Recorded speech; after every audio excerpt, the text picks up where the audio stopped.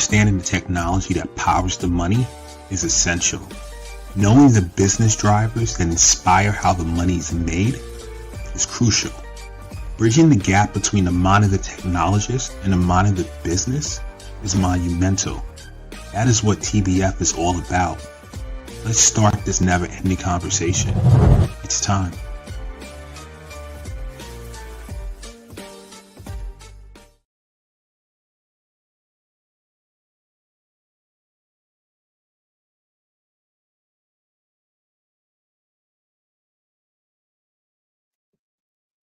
Happy Friday. We're back with another episode of the Tech Behind FinTech. I'm your host, Nnamdi Oswagu. I'm joined by my guest, Gabriele Columbro from FINOS and the Linux Foundation. How are you doing today, Gabriele? I am great. And Nnamdi, thank you so much for the opportunity. Glad to be here. Look, guys, this is going to be an exciting show. It's our first one talking about open source and FinTech innovations. We're going to get some insights from FINOS.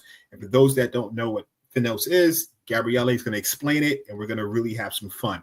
So before we get into that, let's talk about some housekeeping. We're streaming live from Facebook, LinkedIn, YouTube, Twitch, and we have a second stream going from Instagram. So all my followers on Instagram, when you see me turn this way, I'm looking towards my phone. This way, I'm looking towards the other streaming, other social media platforms. And if you're on Instagram, if you want to be part of the show, which will add your comment to the episode, go to techbehindfintech.com and you'll see links to participate. Everyone else, drop a comment and we'll add you to the show when your question comes up. So without further ado, let me introduce my guest and let's get into today's topic, which is open source and FinTech innovation. I'm going to read Gabriele's extensive bio and then we're going to really get into the questions. I'm like, you don't know, like I'm an open source fan, and just open source and financial technology is one of those things years ago when I started was not even a heard of because of people were scared. But so I'm excited. But anyway, let's get into the bio.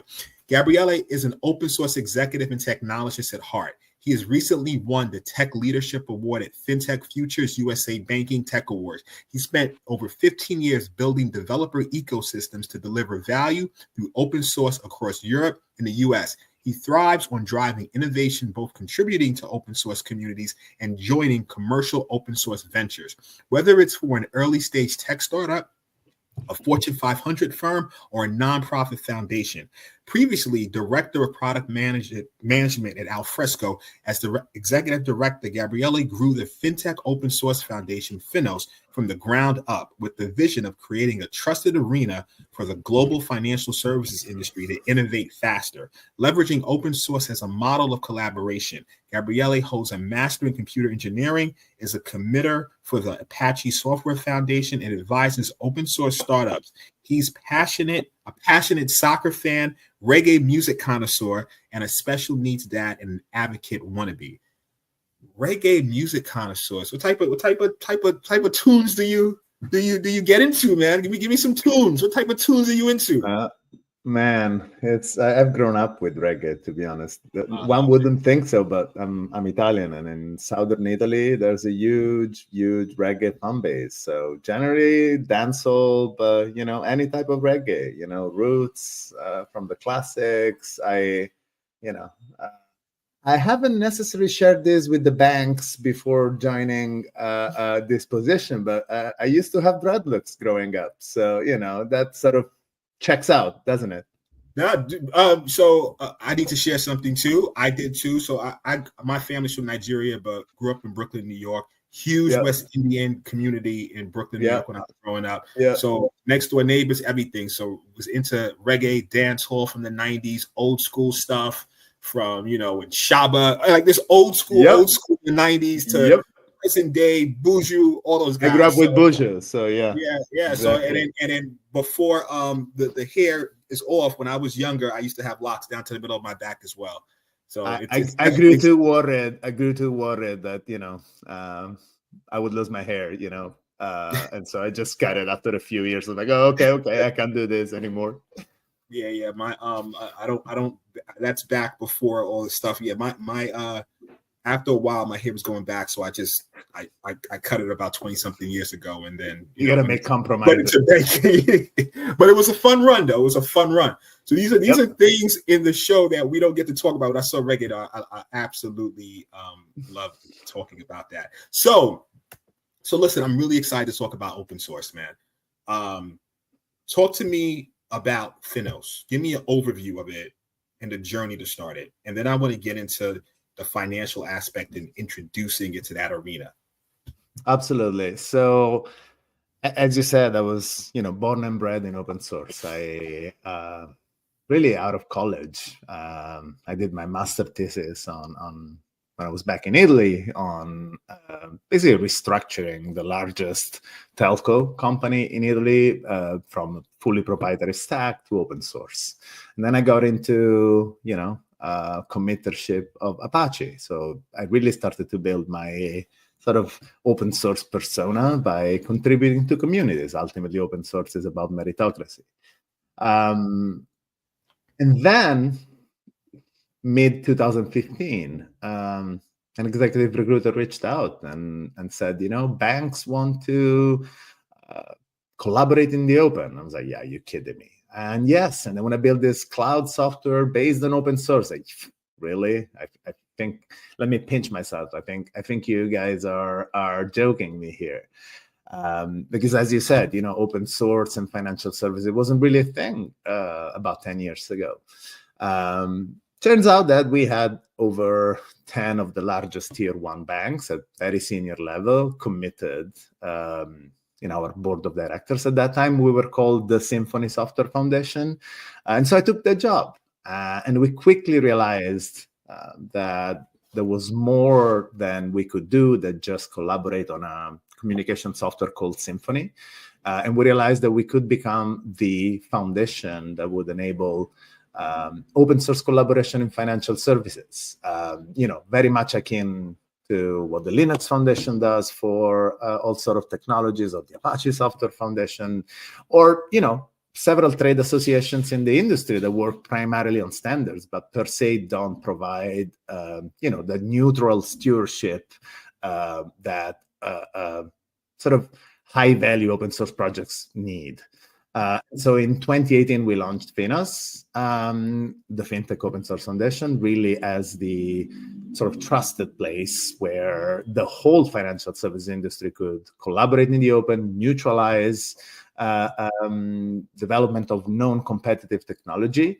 And really, we handheld the industry through this journey. As you can imagine, in 2018, there were a lot of concerns about the idea of collaborating with your competitors and collaborating with your even peers on common technology. I'm sure we'll have extensive opportunity to talk about it throughout this show, but I'm happy to say that in the last 6-7 years, the industry has made huge strides in how they perceive open source, the value as it sort of outweighs any of the risks or perceived risks of collaborating in the open. And we have a very lively community now of over 90 organizations, over 2,000 open source contributors that really are contributing to build sort of the next generation of sort of financial backbone, which really very much like any other industry can, and we argue should be based on open source when it's not competitive. That's absolutely amazing. You know what? And let's take a step back, right? In terms of just for the audience, what will be your definition of open source if you were to describe it to someone who is new to that term? Yeah, so look, I mean, the basic definition of open source, it's really stems out of the license of a piece of software. And really, so if you want a bare bone definition, any piece of software that is licensed under an open source license, and I will describe what that means, is considered open source. There is an organization out there called the OSI, the Open Source Initiative, who stewards the definition of open source, really in terms of validating and sort of defining which licenses are effectively open source. In terms of spirit, what open source really means is that the consumption and the contribution to the software is open to everyone. There is no, license fees. There is also no sort of automatic support for that software. It is software really that is provided as is.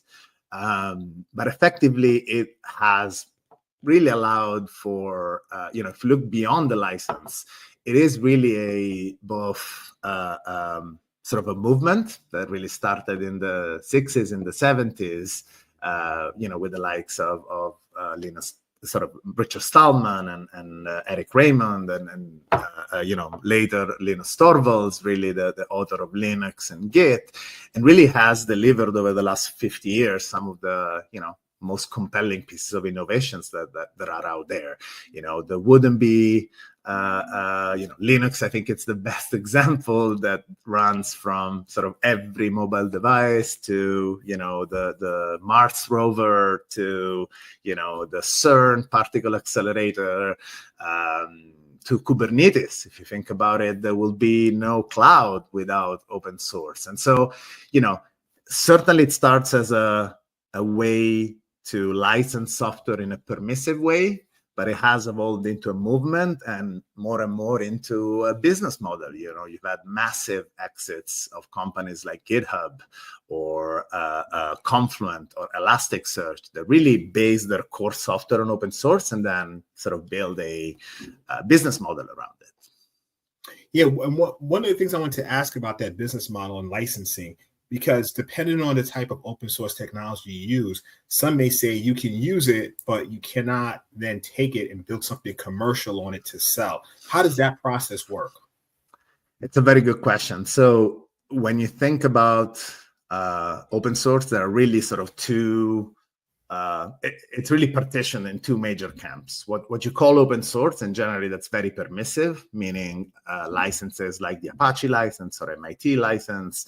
They allow pretty much you to do anything with that software, whether it be, again, consuming it, contributing it, embedding it into a commercial solution, as long as you sort of respect sort of basic sort of trademark, copyright, and sort of attribution requirements.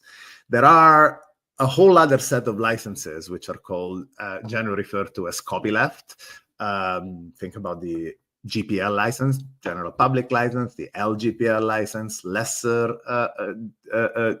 general public license, who are, are kind of licenses that are a bit more restrictive, meaning oftentimes they require you, if you do any modification of derivative works on a piece of open source, and you then embed it in your proprietary solution, they require you to contribute back some of those changes. Now, we have seen wildly successful business models on both licenses. Linux per se is GPL. Kubernetes per se is Apache. So they sort of fall on both camps, but we've seen, massive market cap startups and huge ecosystems created around it. So this goes quite into the legalese nuance, how you build a business model that is successful in either of the two camps.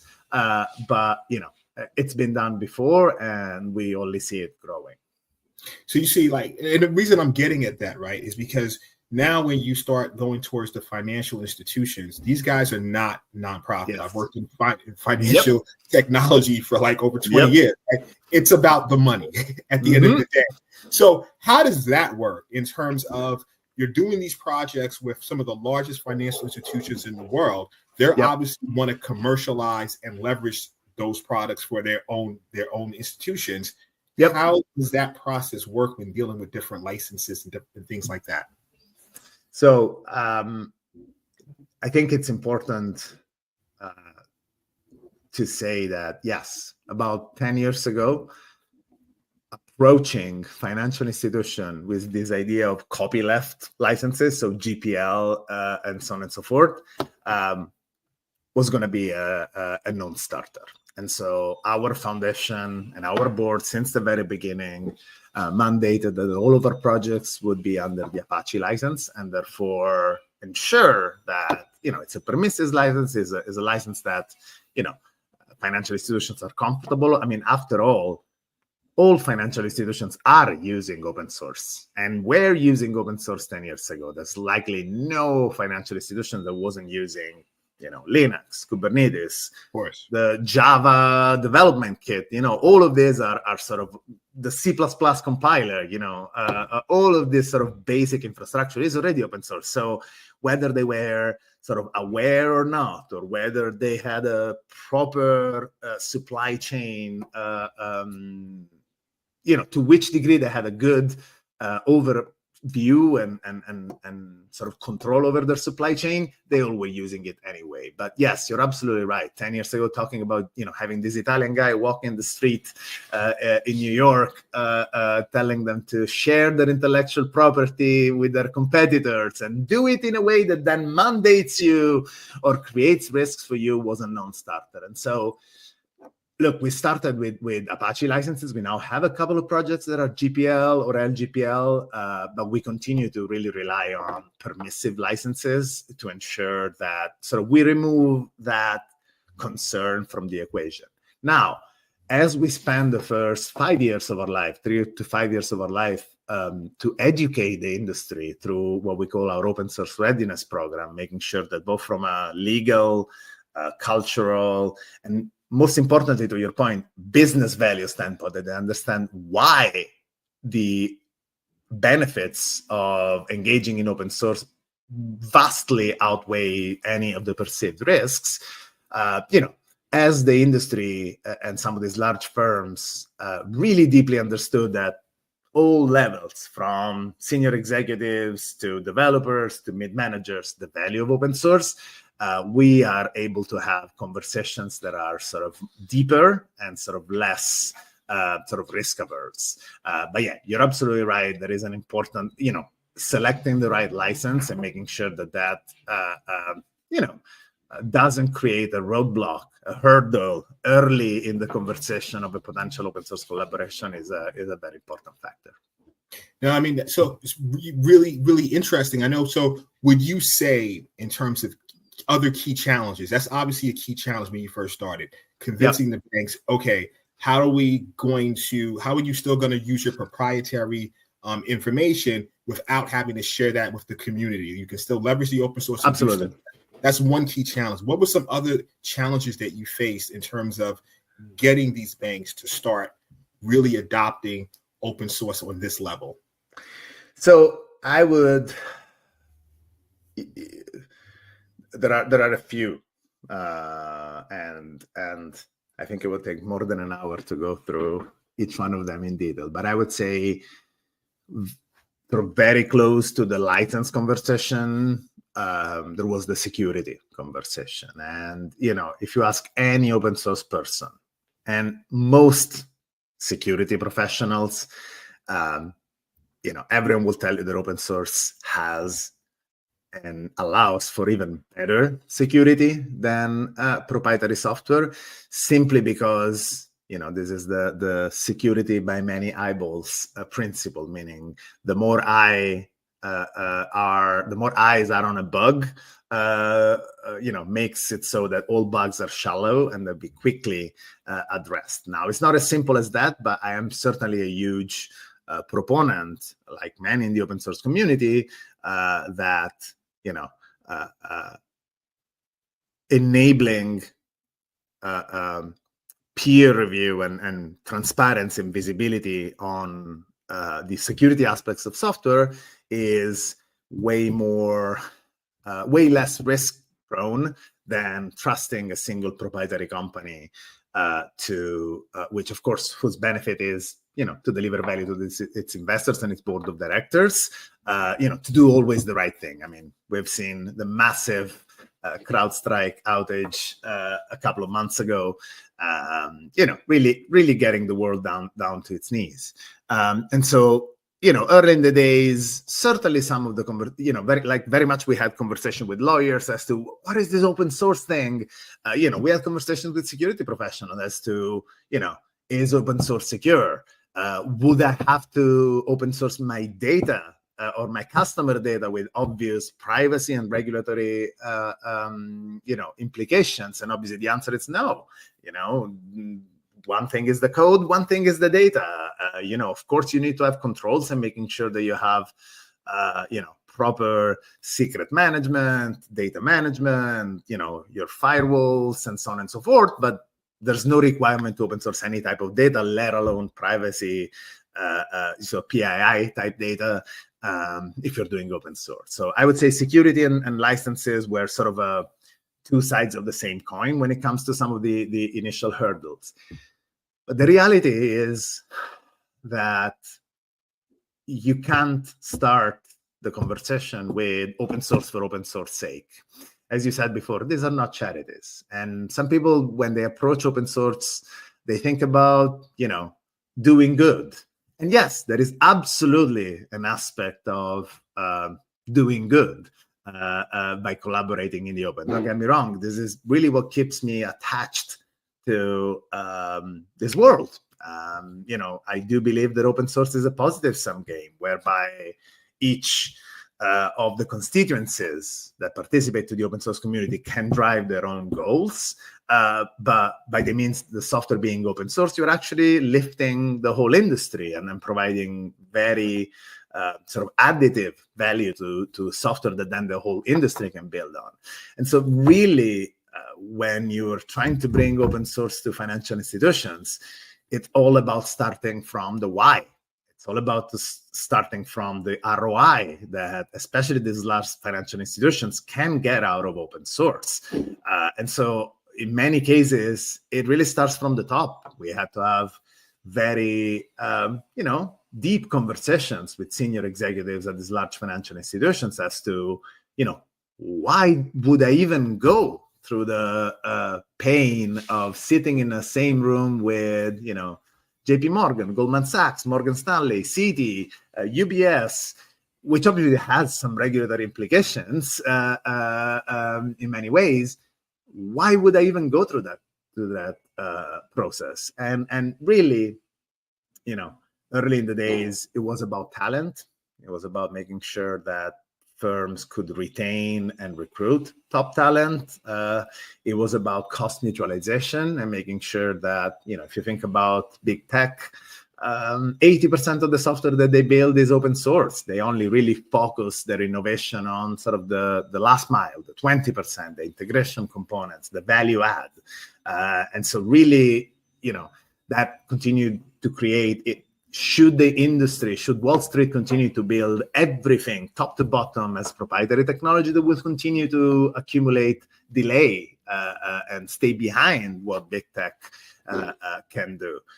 And so talent, cost mutualization, and really better interoperability across the industry. I mean, I can talk as a European living in America, I can talk at length as to the, unnecessary complexities of the American financial system and how hard even is to, transfer money and wait 3 days before you're able to do that. And so those were, I think, the three main reasons. Again, to your point, it is about the value. It is about the ROI. And so that's what was the battle. The why was the first and foremost battle that we had to win before we even talk about how and, security and license and controls. No, I mean, to your point, right? So a few things. So my background's in security. I figured that will be the number 2 or even one issue with open source. And I know even to get points across for what I do, I have to show, okay, here's the value of what you could put, the impact to your end users, the bottom line for reputational damage, or, the cost this is going to cost you just to recover from a legal standpoint. And then, starting from that point and saying, okay, here's how we can mitigate those risks, right?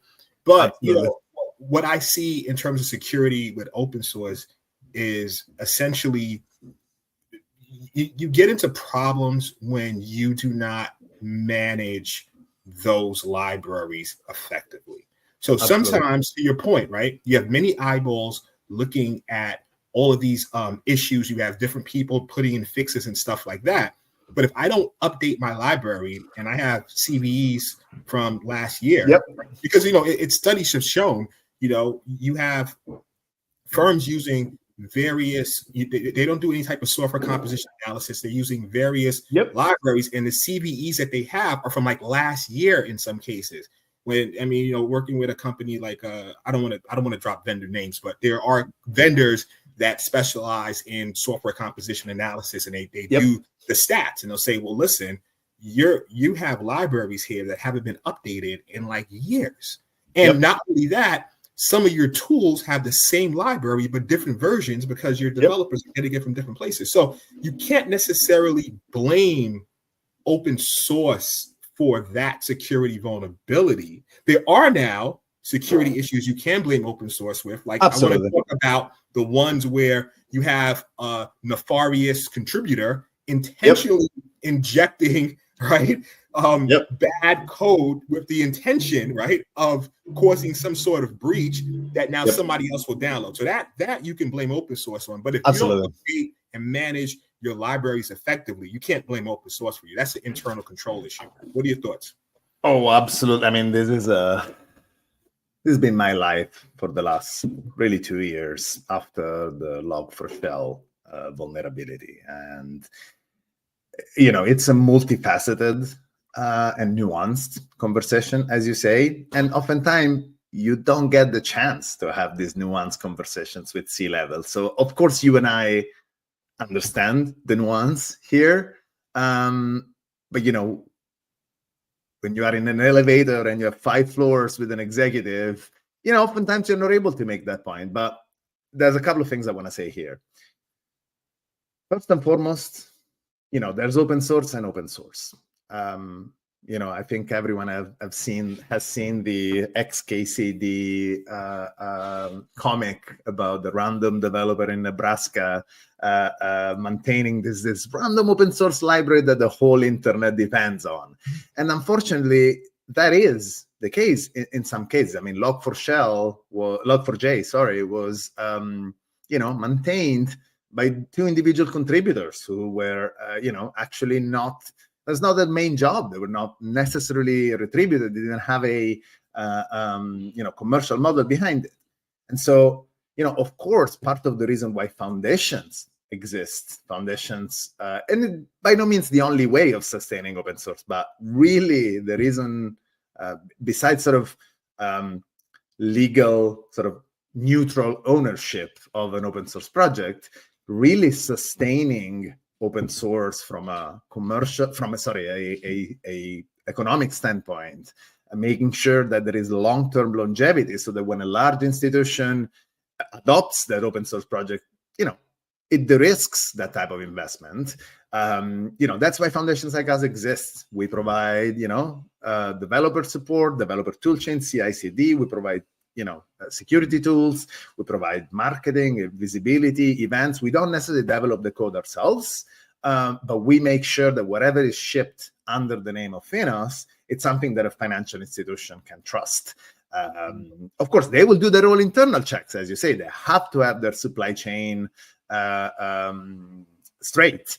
But, the idea is that FINOS open source should provide financial services grade that financial institutions can leverage with more peace of mind. Now, to your point on contribution versus consumption, I think you're absolutely right. Whilst on one hand, in the wake of Log4Shell, there has been a huge movement and a huge awakening of sort of the corporate responsibility of not just consuming open source, but making sure that as the world runs on open source, as some of the most critical industries like, national infrastructure or financial services largely runs on open source, they have to give back. And again, not because it's the right thing to do, not because it's charity, not because it's good, but because they want to de-risk the usage of open source libraries. And so on one hand, some of us in the community were very worried in the wake of Log4Shell. It's like, whoa, man, financial institutions are going to pull back on open source. This is going to undermine, the whole trust that we built over 20 years on open source. The reality is that large financial institutions doubled down on open source and joined, foundations like the Open Source Security Foundation, which is a sister foundation to FINOS under the Linux Foundation. They helped through programs, through sort of direct to maintainer contributions, GitHub sponsors, Patreon, really making sure that they started more actively supporting both from a monetary standpoint and from a sweat equity standpoint. If you are depending on an open source library, these financial institutions have tens of thousands of developers. Put developers on that project, start contributing, grow, through the meritocracy path, these developers into maintainers of those projects. But just to kind of tie back to your point, you're absolutely right. You didn't want to name drop, I will. One of our gold members is Sonatype. Sonatype is one of the largest, firms working on sort of, I used to be a Maven guy, I used to be a release manager in the old days. And so, if you look at their annual report, yes, great to have a lot of focus on how we can all make sure that the sustainability of the open source supply chain is there. But on the other hand, you'll see that 2 years later, when was Log4Shell, I don't remember exactly, there's still a huge, maybe 30%, I don't remember exactly the name, but it's a sizable amount. If you look at Maven Central and the stats of who's using Log4j, there's still about a third that is using the version that is unpatched. The open source community went in and fixed it in 2 weeks, going back to sort of how quick and responsive sort of this process can be versus sort of a single proprietary company. But to your point, if an enterprise that maybe has a not so agile SDLC does not update the library, this will happen regardless whether it's open source or proprietary. And so, it goes back to hygiene and controls and how you consume software, whether it be open source or proprietary. So I couldn't agree with you more on that one. So another thing we have in common, I transitioned into security, but I used to be a release manager as well. So, when Sonatype, I heard a speech, and then when I was doing my master's in cybersecurity, I used that as one of the thesis examples in terms of that Maven, the central repository, looking at everything and how firms are not updating their libraries and so forth. So another thing we have in common besides the reggae music. We should do some release management party reggae music sound. Yeah, that'll be cool, man. I remember those times of spending weekends and different things like that, But yeah, man. So really interesting point. What do you say about the other point that I made in terms of you do have issues with nefarious actors actually embedding security issues, and because that's the one thing about open source, right? Everybody can contribute, right? So you have good guys contributing, you have bad guys contributing. What are your thoughts? No, absolutely. So again, another multifaceted problem, and another area where as you can imagine, I ran FINOS and I merged it into the Linux Foundation in 2020, and since then, I've grown into the Linux Foundation. The Linux Foundation, for those who don't know it, is the largest shared technology investment in the world. It hosts really the backbone of modern technology, from Linux to Kubernetes to Node to PyTorch, if you go to the AI side of the house. And so we are very conscious at DLF of the responsibility that we have in shipping this software. And so to your point, yes, there is it's a bit simplistic to say that anyone can contribute to open source, because effectively, especially when a project is under a foundation, and that doesn't happen for the long tail of millions of projects that are just in GitHub. Ultimately, those have maybe less of a strict governance. But when it comes to projects that are under a foundation, it is our first and foremost imperative to ensure that there is a clear governance around that project, and that, contributors moving up the ladder of sort of meritocracy are not only known, but trusted and identifiable. And, for example, for critical projects like the Linux kernel, no commit would go in from a developer that has not been met in person by Linus, Greg, and several of the other committers. Of course, you also have, the web of trust, sort of PGP cross-signing and making sure that, again, even from a digital standpoint, you are validated by a large number of, known contributors or committers before you're able to put your code in there. That said, we've seen actually quite recently in open source projects that are, again, maybe less, they're not under a foundation. They are less lively and sustainable from a funding standpoint. You have maintainer burnout, and that, what's what happened about 6 months ago when, someone was able to, little by little, plant the seed that the maintainer should relinquish some control and sort of give control to this nefarious actor, which, got luckily identified before the library was shipped sort of across the world. But it is absolutely something to consider. Now, we think it's important, first and foremost, to ensure sustainability. When you have maintainers that are properly, paid for their work, rewarded for the critical work that they do, you drastically lower the chance that these maintainers go into burnout, and therefore sort of lower, if you want, their guard, and allow for untoward contribution to make it in.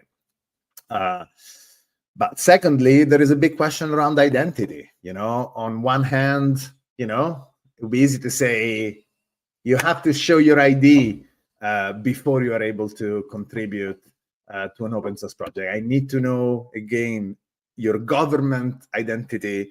I need to see your government issued ID before you're able to contribute.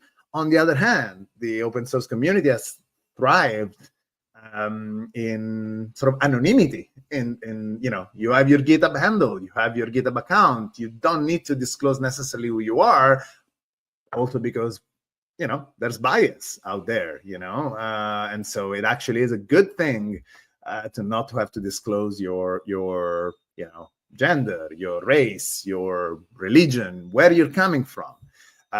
So where we are today is trying to find the right balance between,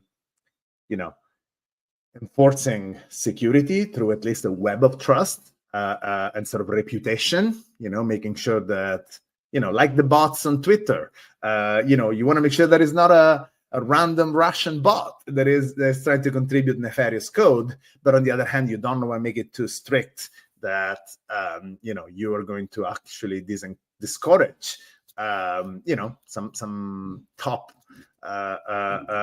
contributors because they don't want to reveal their actual real IRL identity, if that makes sense. So it's a very, very hot topic right now. But as you can imagine, the Linux Foundation is at the forefront of this, as we very much realize that the world runs on our projects. And so it's something that we really, really take a lot of effort and pride into ensuring. So, I mean, you bring up an interesting topic, because one of the things, advice I give to people in general, I give it to people who are just graduating and maybe they can't find employment, and there's a lot going on that right now, or they want to rebrand themselves, gather new skill sets. I'm going to ask you a question for someone who's been in the open source field for so long. How can one start out and get involved, and then, as you mentioned, move up in the spirit of meritocracy, move up the ranks? Like, if I'm totally new to it and I say, you know what, I have a technology background, computer science background, I want to get involved with open source. I'm in the financial services side, but in general, where do I start, Gabriele? I would say FINOS, but that's the biased answer. So, look, I'll give you the stock answer, and then I'll put some color around it. The long and short is that I wouldn't be here. I wouldn't be the executive director of a foundation hadn't I, started contributing to open source, at college and right after college. In principle, it's as simple as, you're a technologist, find projects that need help. There's plenty of issues out there, plenty of projects that mark, good first issues or needing help, which, it's obviously a call out from the maintainers and an invite for even, more junior contributors to start contributing. And it's important to mention that open source is not just about code. This is not the only way you can contribute to an open source project. There's, of course, documentation. There's, of course, blog posts. There's, of course, again, the whole developer ecosystem engagement, writing samples, videos, blogs, podcasts, participating at an event and speaking at a meetup. These are all amazing ways that get considered and rewarded as someone tries to grow up the ladder of meritocracy, because effectively you start as a contributor, and then as you build your worth, with the nuances of different governance for different open source projects, but generally it's a meritocracy, meaning the more you contribute, the more you prove your worth, the more likely is that the existing committers or the technical steering committee, whatever body decides for that specific open source project, will nominate you or vote you or appoint you to become a maintainer. And therefore, then you sort of continue building your persona and your profile. I would certainly recommend to start from projects that are, it's really hard to get a commit into Linux, as you can imagine. The bar is really high, or in Kubernetes. But there are plenty of open source projects out there, if you can just go in GitHub and search for good first issues, where, they are, hundreds of thousands of downloads. They're critical, they're important, but maybe the bar is not as high as some of these, household names that we all know in terms of open source projects. Now, and I would also add, don't be shy. I know this is something sort of easier for someone from a Gen Xer like me, I guess. That I see the new generation, and it's not that I don't have imposter syndrome, but that's a whole different conversation. Certainly, you can get a lot of, it can be daunting to start contributing to open source, but understand that, again, when you look at an open source project that has a good first issue label or a help needed or help wanted label, that is a call out for help from the maintainers. And so, you trying your best, read the documentation, make sure you read the manual. Of course, don't go in and contribute without having read documentation, contribution guidelines, making sure that you do it in the right way. But don't be shy. I think that is a huge important factor. You need to take the leap. And it's like when you're jumping off a cliff. The hard part is before you jump. Once you're off the cliff, things are gonna start sort of going. Now, I have to admit, and this is something that it took me quite a while to understand. You know, always said, dude, just start contributing, you know, in your free time, you know, get into contribution, and things are going to start happening if you're, you know, smart and effective and good at what you do. People are going to recognize it. Now, it took me quite a while to realize the privilege that I had growing up, whereby my parents supported me growing up and, you know, paid for my university. And so while I was in college in Italy, I actually had free time because I didn't have to work, and, you know, being able to spend that time contributing in open source. It really, you know, when this whole conversation of Log4Shell and open source sustainability came to the limelight, it really clicked for me that, you know, I was privileged.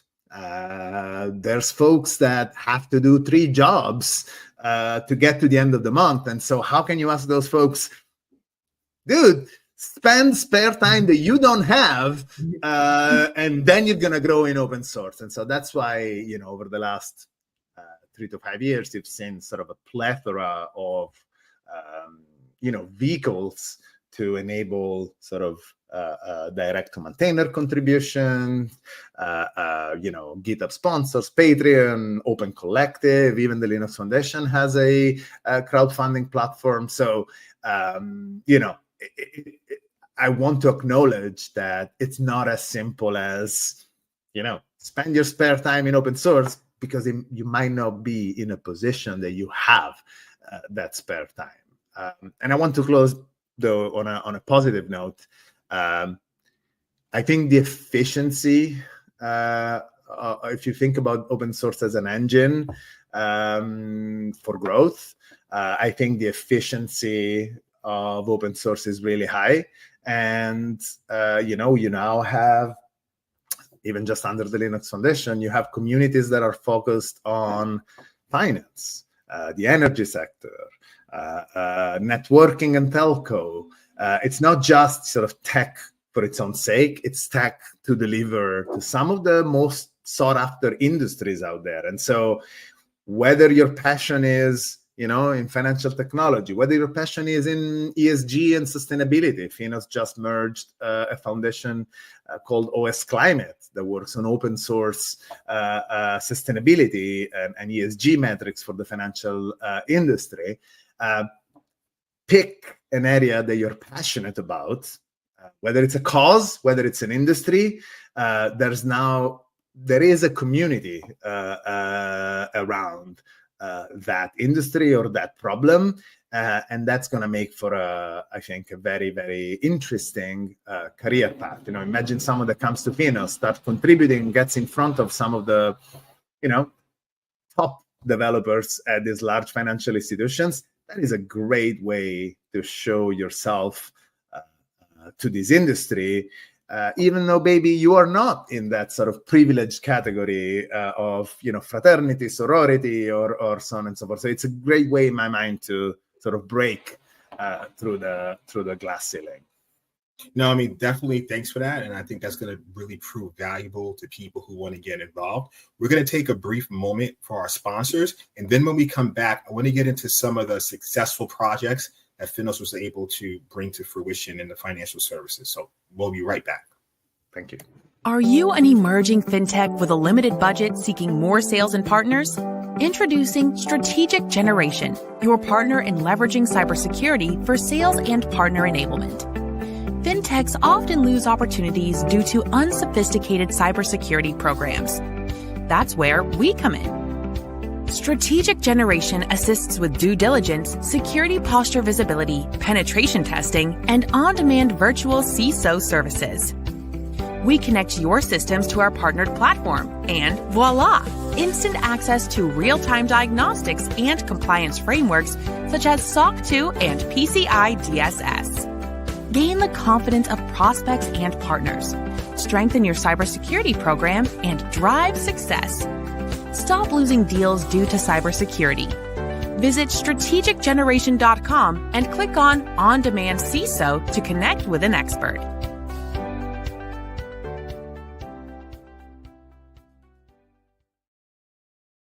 And we are back. So you had this project. FINOS has different projects as I was researching. And by the way, I just have to say, I'm going to join FINOS. I'm pretty excited about what you guys are doing.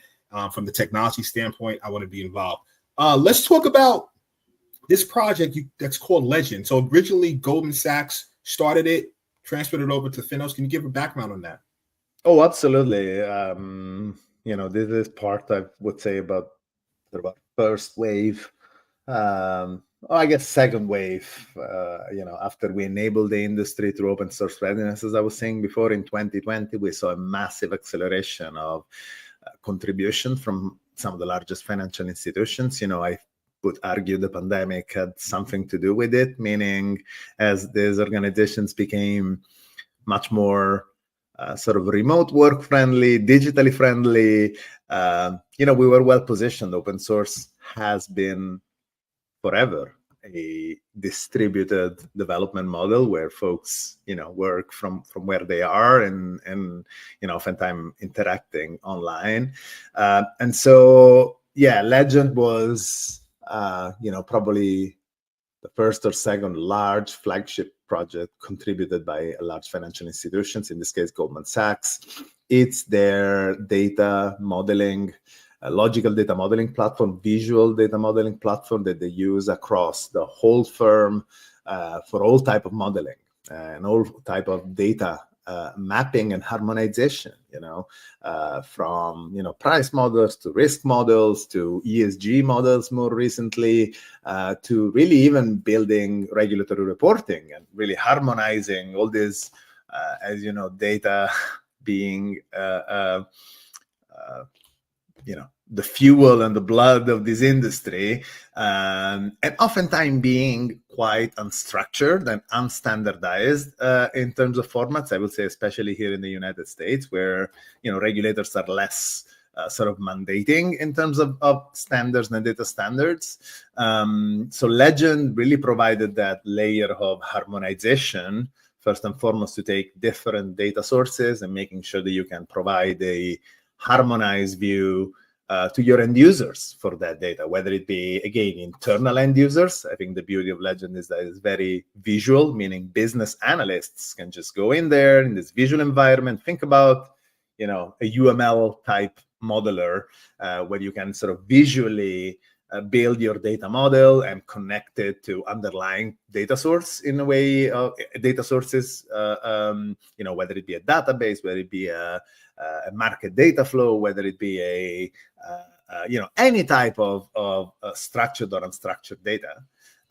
But secondly, it really then provided a set of bindings to then express this data in all sort of different languages, and so allowing to create SDKs that then allow you to quickly embed this sort of harmonized data model in Java, Python, and you name it, any type of sort of language. So it's a really powerful platform that we continue to not only host as a piece of code, but we also have a live instance. We recently launched what we call the FINOS sandbox that really allows developers to go and try some of our projects. Legend is a pretty sizable project. It has an initiation cost if you want to stand it up internally. And so part of what we do at FINOS is also making sure that we have live instances running where folks can go play around, really learn about the project. And again, business folks, not necessarily developers, as we go back to the idea of it all has to start with value and ROI. Our sandbox really allows to sort of explore the art of the possible when it comes to our projects. No, that's actually amazing. Can you name another one? I heard of one called FD3. It is actually FDC3, and it stands for Financial Desktop Connectivity and Collaboration Consortium. That's the C3. That is definitely one of our flagship projects. It's important to understand that FINOS has both software projects. Legend is a good example, is an Apache 2 license open source software projects. And we also have standard projects, which are licensed under the community specification license, which is the sort of de facto standard that the Linux Foundation uses for specification standards and specifications. FDC3 really, is one of our earliest projects, was contributed in 2018 to FINOS, very much as it was the first project as we launched, was originally developed by a company called OpenFin and then contributed to FINOS.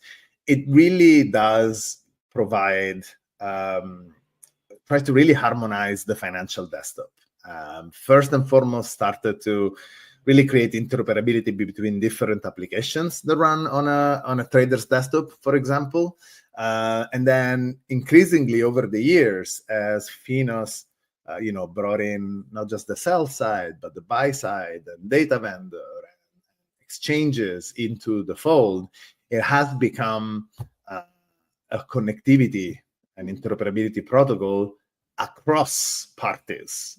And so, 2 years ago, we had Wellington and Morgan Stanley demoing at our conference in New York, the Open Source in Finance Forum, how they were using FDC3 to implement direct connectivity, as part of, you name it, whatever workflow, an RFQ or any of the other sort of supposedly complex, but really sort of to be simplified across the firewall workflows. I would say some people refer to FDC3 as fix for the desktop, and we are seeing really, really a massive uptake. And hopefully we'll have, as we have more and more buy-side firms in the foundation, we'll have some exciting announcements in our upcoming conference.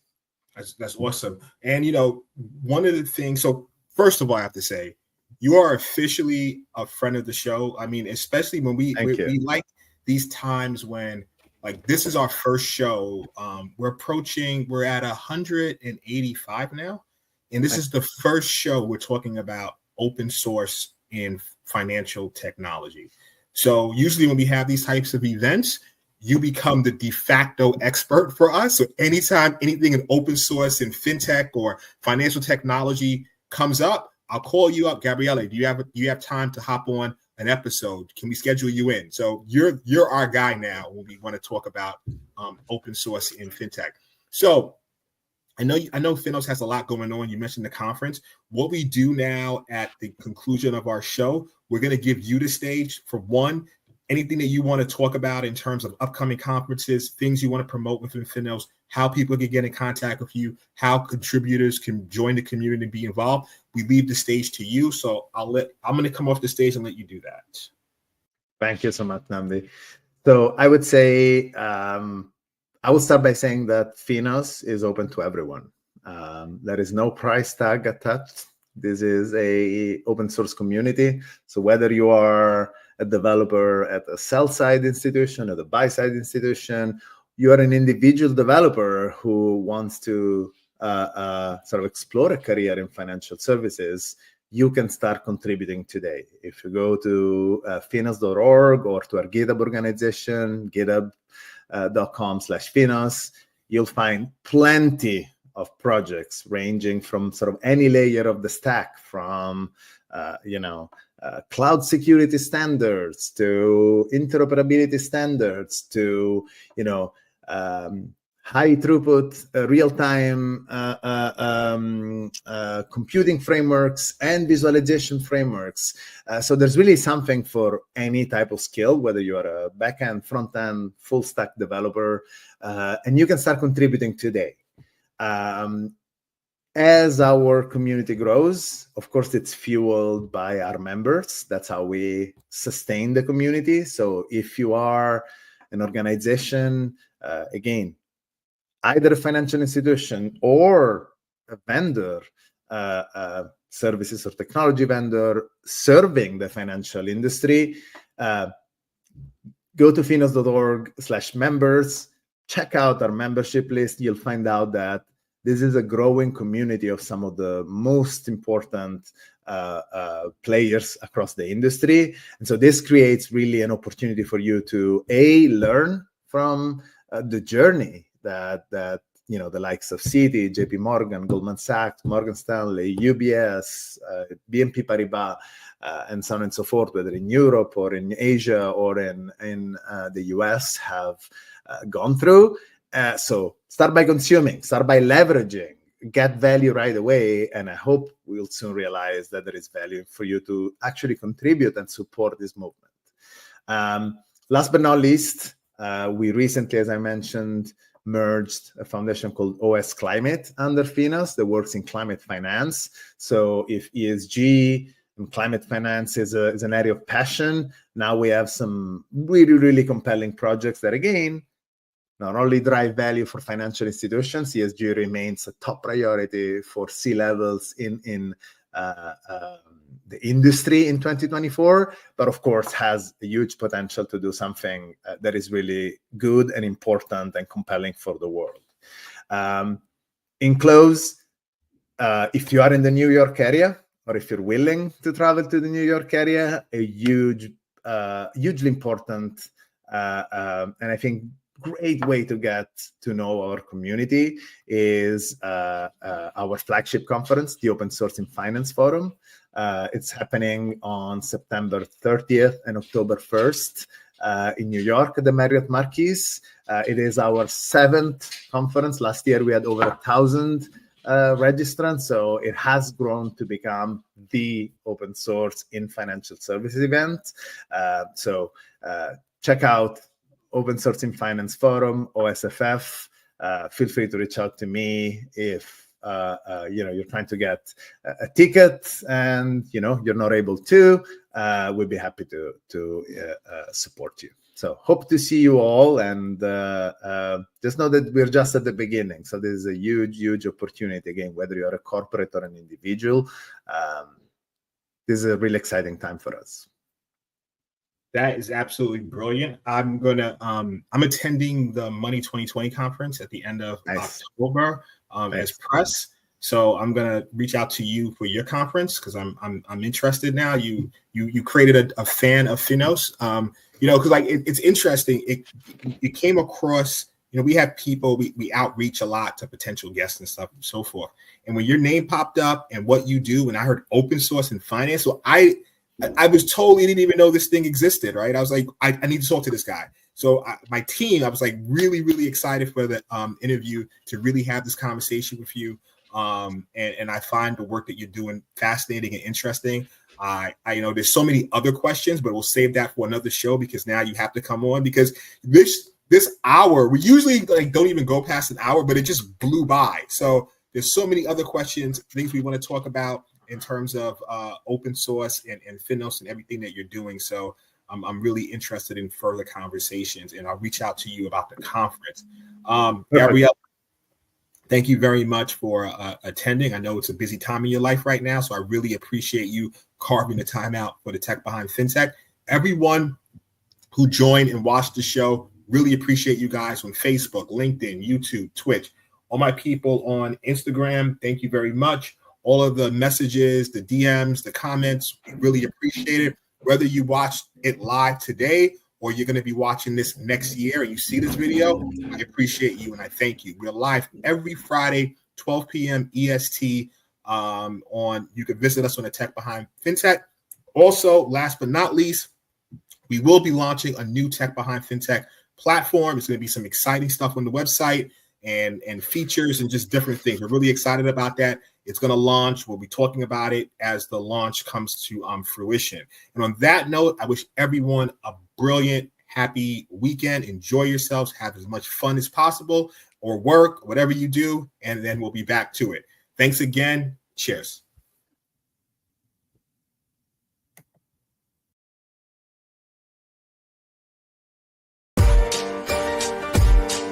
Understanding the technology that powers the money is essential. Knowing the business drivers that inspire how the money is made is crucial. Bridging the gap between the mind of the technologist and the mind of the business is monumental.